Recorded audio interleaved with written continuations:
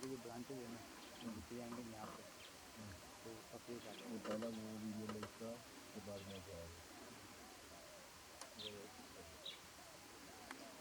तो वेलफेयर का है मतलब पहला कर लेगा उसके बाद क्या आएगा इधर तक जा सकता है, इधर तक जाएगा तो सीधा मिलेगा।